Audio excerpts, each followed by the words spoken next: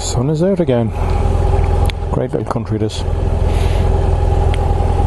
So one thing that comes up from time to time is bike security. How do you lock up your bike? Now I know for me, when I was going away for holidays there, it was the whole 9 yards. So I have ground anchor on an Almax 3 chain, which goes through the frame of the bike. And I have a bike rack, one secured to the ground, and an Almax 4 chain through that, through my front wheel. I had a disc lock on. I had the bike's alarm and immobilizer on. Wheel lock on. And I put a bike cover over it just to make it less visible. Now this is locked away in a bike shed as well, so it's not like it's visible at the best of times. It's actually very well secured in the room on its own. But you know, you look at some bikes, and I've seen some bikes in the area around me where there's a chain on the bike chaining it to a fence, and it's only a small chain that any good bolt cropper would crop. Whereas at least, you know, with the Almax, you're not going to crop it with a bolt cropper. They're going to need something bigger. They're going to need an angle grinder or a powered angle grinder to get at it, and even at that, it's going to take them 20 minutes, half an hour to get it with a grinder. Now, as a man says, if they want your bike, they'll take your bike, and that's the way it is.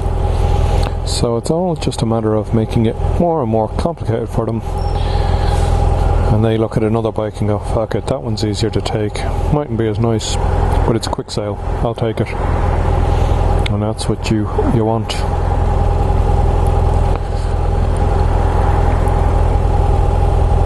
So as long as my bike is more secure than bikes in the general area, I'll be happy enough, and we keep it that way. Thankfully there's been 0 attempts on the bike. I'll try and keep it that way too. Mind you, the bike shed has got, 4 or 5 CCTV cameras right around it, and the CCTV system is secured in a fireproof safe, which unfortunately was tested before a good while ago, and the room went on fire. It didn't go on fire, it was set on fire before I had the bike in there, and when it was a lot easier to get into. So we know the safe is fireproof.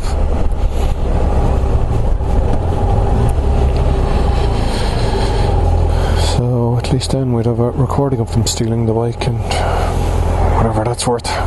Helps the insurance company. Gets them off your back.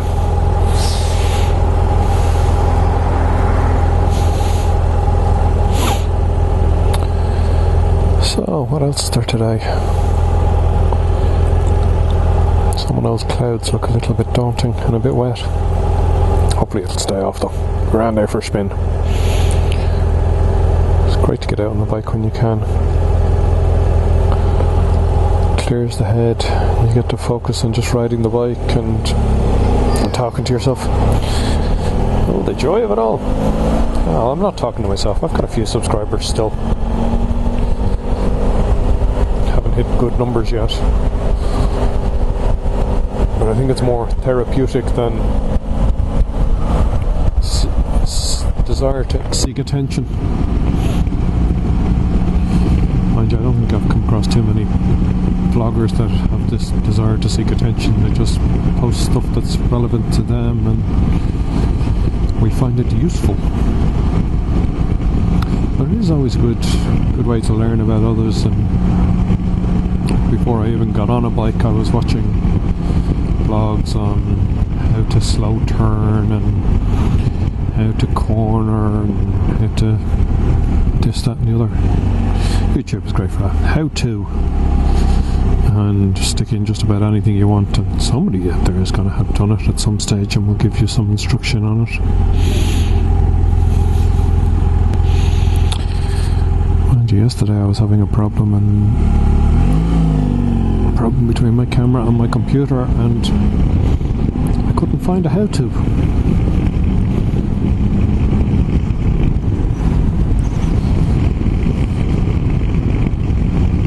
These weird problems that are hard enough to understand and resolve.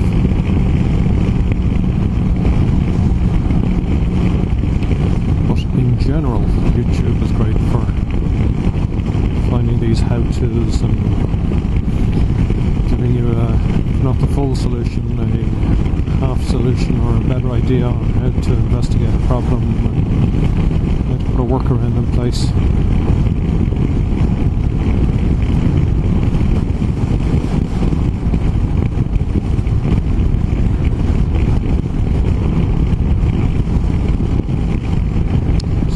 Cars in the road. Bentley. Mind you, I drove, maybe that wasn't a Bentley, maybe it was a Chrysler.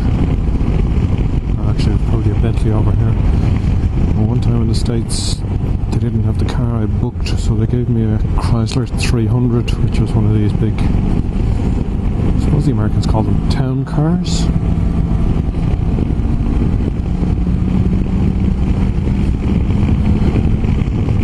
While it was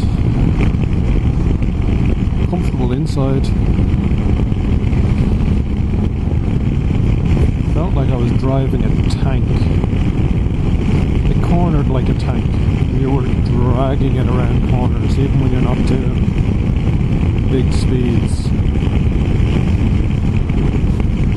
You always felt like gravity was going to take over, and the whole thing would be pulled to the side.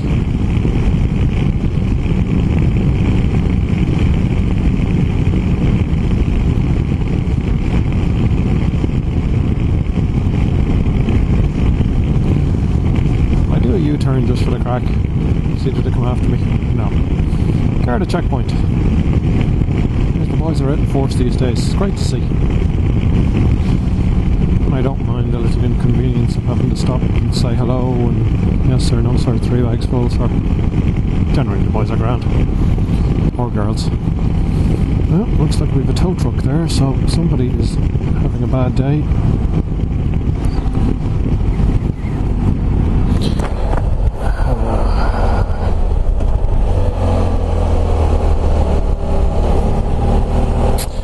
Thank you very much.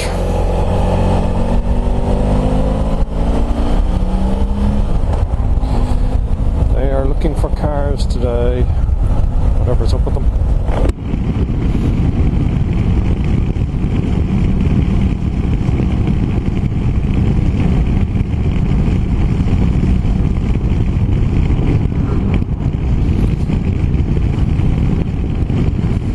Don't overtake the truck, whatever you do, love.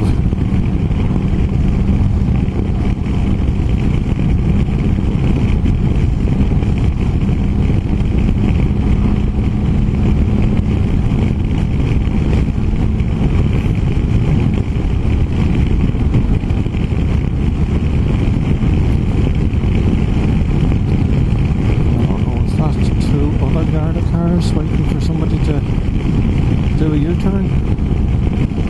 I often do that to catch people. Catch people who decide they don't want to go to a Garda checkpoint.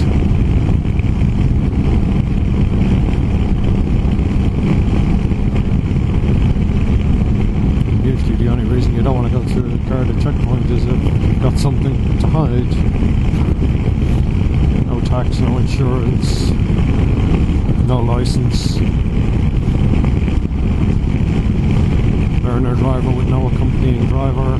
Yeah, minor little things like that, which all cost us more in our fucking insurance premiums every year. what? Okay, I have my work for today done. So this is a pure enjoyable spin.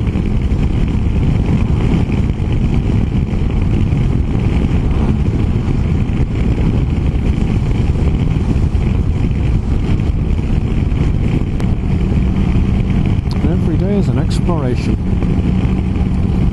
And it really is. I get out on the bike at times and end up going down roadways. Like one last week, and I'm going, okay, this road is getting smaller and smaller and smaller and smaller. And ooh-wee, there's grass growing in the middle. You know, and there's grass growing in the middle of a road in Ireland, you know, it's not used a whole lot. And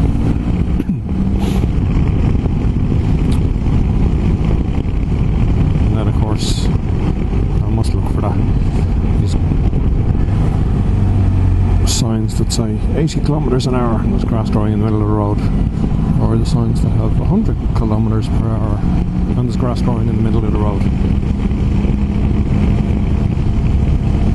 Yeah, I know most of the time we say that the speed limit is a maximum and not a target. Guys, on roads like that, it's a target. It has to be a target. I remember doing my IBT on this road. I come out here and I took that corner just there, very, very wide.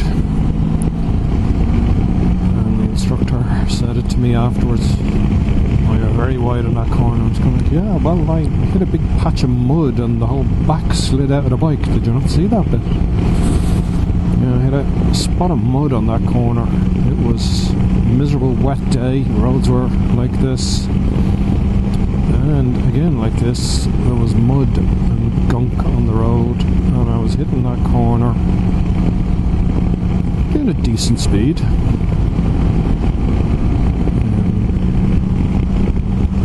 And the back of the bike stepped out from me.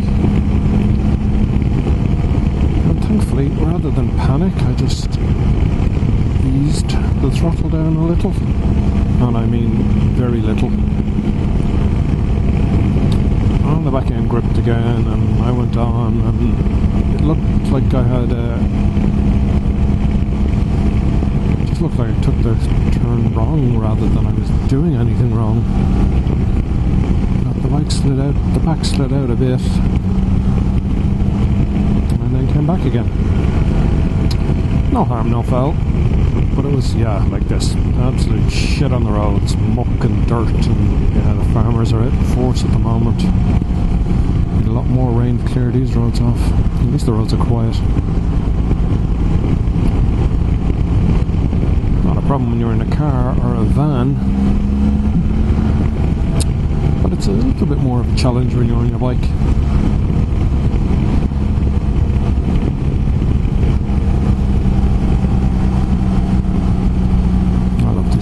Roads, except when you meet someone coming towards you, because especially if they're local, they know the roads, they know it's a left and then a right and then a left again, so they have the bit of confidence and they're travelling at a bit more speed than you are. They know where they're going, you're less sure about where you're going, and more often than not they're clipping corners a little.